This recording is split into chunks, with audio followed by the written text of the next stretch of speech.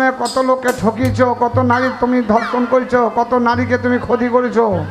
তোমার একমাত্র বংশের বোন, এই বোনকে তার মান সম্মান হারি এমন তাকে স্পর্শ করব, অন্য কোথাও যেন তার বিয়ে না হয়। একটা যুবক ছেলে যাতে যুবক মেয়েকে এইভাবে তার দেহ স্পর্শ করে, তার অন্য কোথাও বিয়ে হয় না।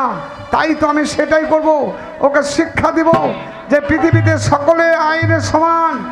নিজে যদি আইন সৃষ্টি করে সেই আইনের কোনো দাম নাই। যেটা কোর্ট আদালত যে আইনটা সৃষ্টি করে সেই আইনটারই দাম।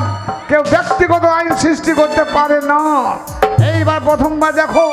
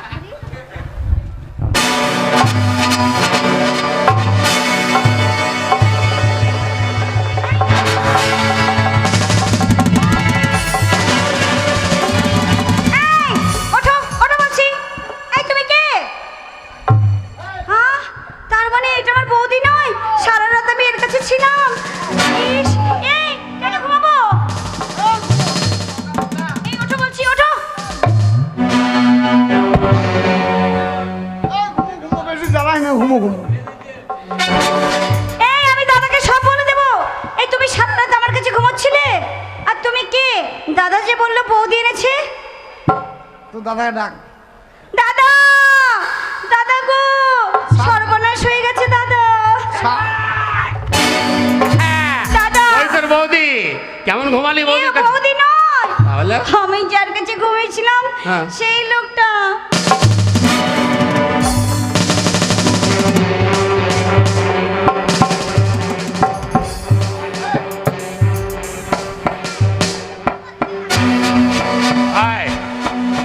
কে তুই? কোথা থেকে এলি? শাড়ি পরে 7 দিন ঘুমিয়েছিল। খোল শাড়িটা। বিয়ে করবে না? শাড়িটা খোল। বাসর ঘর করবে না? বাসর ঘর? শাড়িটা খোল। কেন? শাড়িটা খোল। কিছু করবেন নাকি? হ্যাঁ খোল না। করুন না, আমি বেটা ছিল গো। এই শাড়িটা কে দিয়েছিল? ওই শাড়িটা আমার বৌদি পরিয়ে দিয়েছিল। বৌদি? তার মানে তোর সঙ্গে যে ছেলেটা তোর দাদা? দাদা। তার মানে দাদা ভাই বলে যুক্তি করে এই শাড়ি পরে এসেছিস আমার জমিদারের বাড়িতে আমাকে জব্দ করতে। হ্যাঁ এসে এবারে আপনার শাস্তি হবে। আপনি অনেক নারী ধর্ষণ। তুই এখান থেকে বেঁচে ফিরে যাবি তবেই তো। কি করবেন? দরজা বন্ধ করা আছে। কি করবেন? তোকে শুলিয়ে দেব। আমার শুলিয়ে দিবেন? কেমন লাগছে? শুতে খুব মজা লেগেছিল, এবার কেমন লাগছে? হ্যাঁ কি হলো?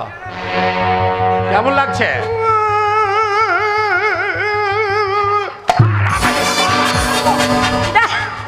বল কেমন লাগছে?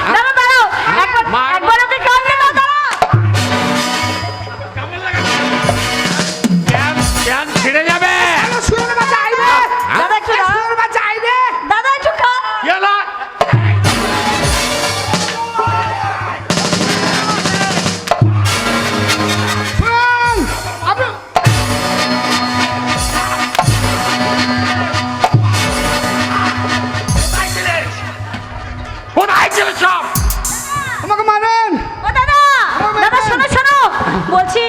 মেয়েকে একটু কাঁদতে দাও, এর খুব কষ্ট হচ্ছে। আমাকে কাঁদতে দেন, ও মা দাঁড়াও। আমি কাঁদবো। আচ্ছা জমিদার বাবু আমাদের মারছেন কেন? এটাকে এটা আমার ভাই, ওর নাম হচ্ছে ফাদ, আমার নাম ঘুঘু। ঘুঘু আর ফাদ। আচ্ছা আর শোনেন, মানে জমিদার বাবু, হ্যাঁ আমাদের যত ঘোড়া ছিল কিছু কিছু ঘোড়া মরে গেছে, আর কিছু কিছু ঘোড়া খোঁজ পাই না। বেচে দিয়েছি, হ্যাঁ বিক্রি করে দিয়েছি। কেন ভাই? আপনার শোনেন, হ্যাঁ? আপনার ঘোড়া সারা মাল ছেড়ে দিয়েছে। শোনেন জমিদার বাবু, হ্যাঁ? এই যে আপনি আমাদের মারছেন, কেন মারছেন? কেন মারবো না? কেন? তুমি আমার এই বোনটার ক্ষতি করেছো, হ্যাঁ। সমাজে মুখ দেখাতে পারবে না, আচ্ছা। তার জন্য তোমাদের দুজনকে আমি ফাঁসিতে চড়াবো। আচ্ছা সে সালান, হ্যাঁ? কেন ফাঁসি দাঁড়া দিতে হবে? ভাই। হ্যাঁ? আচ্ছা জমিদার বাবু, আপনি কি আইন করেছিলেন? আইন করেছিলাম রাত্রি 12টার পর যদি কোনো মহিলা বেরোয় তাকে আমি বিয়ে করব, আচ্ছা আর যদি কোনো পুরুষ মানুষ বের হয় তাকে আমি ঘোড়ার খিদমতি। ঘাস কাটা করাবেন এই তো? হ্যাঁ, হ্যাঁ। আচ্ছা একটা প্রশ্নের উত্তর দেন তো জমিদার বাবু। বলো।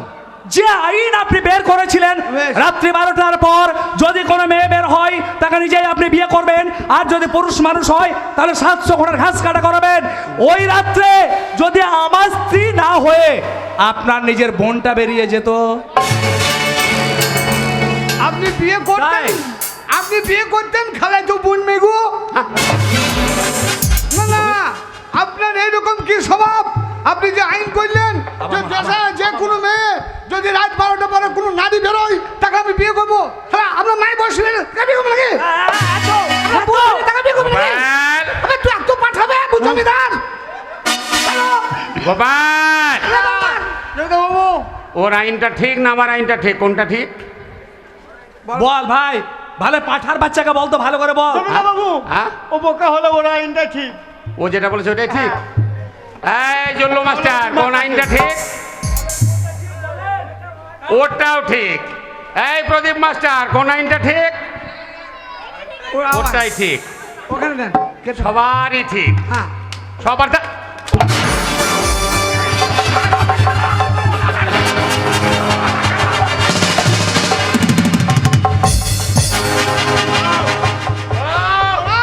আমার মাথা খারাপ হয়ে গেছে। আরে মাথা খারাপের হয়েছে কি? এই, জমিদার অনেক চাবুক আপনি মেরেছেন। যখন মারছেন, আপনি মারছেন, তবে একটা কথা বলি, আমরা মার খাবো কিন্তু চিৎকার করে বলবো, ওগো গ্রামবাসীগণ আপনারা মন দিয়ে শুনুন। আচ্ছা। যে জমিদার দেশের আইন সৃষ্টি করেছে, যার এত বড় মান সম্মান, আমি একটা গ্রামের ছেলে, ছোট লোক, আমি হাজরাতের ছেলে, আর এই জমিদারের বোনের সাথে 7 রাত 7 দিন শুয়েছি। আমার মান সম্মান বাইরে হ্যাঁ, তোমরা ছড়াবে না ভাই। তাহলে কি করবেন? আমি আমার ভুলের প্রায়শ্চিত্ত করছি। তাহলে কি করবেন? জীবনে কোনোদিন আর এই ধরনের আইন পাশ করব না। আমি যেমন ভুল করেছি তার প্রায়শ্চিত্ত করতে জানি। এদিকে চল, এইদিকে। মারবে না, মিশাই দিবেন না মারবো না, এদিকে চল, আজকে না- তো বুনের পেটে কোন মান জমে গেছে দেখা? এদিকে চল। আলো মারছে শুধু। কি হয়েছে? হাত কেটে নেবো, হ্যাঁ হ্যাঁ কেড়ে নেবেন। হাত কেটে নেবো আমি। হ্যাঁ হ্যাঁ, সব দেখে ওকে সাজলাই হাত! লোককে বলে বেড়াবার আগে তোর হাতে আমি তুলে দিলাম। না জমিদার বাবু 1 মিনিট। গেল। জমিদার বাবু হ্যাঁ? আপনার আর একটা বোন নেই? কেন? আমি বিয়ে করবো। আবার বাইক করেন মানুষ, আবার কেলেন দেন, কেলেন দেন, দেন সারা কথা সারা কেলেন দেন। বিয়ের না বাবু, হ্যাঁ? চরিত্রহীন লম্প। আমি এই আইনটা ঘোষণা করে দিয়েছি, হ্যাঁ। করে দিয়েছি, সবাইকে জানিয়ে দেবো হ্যাঁ। যে একটা খ্যাপা বাবা এসছে জমিদার বাবুর হ্যাঁ। বোনের পেট করে দিয়েছে।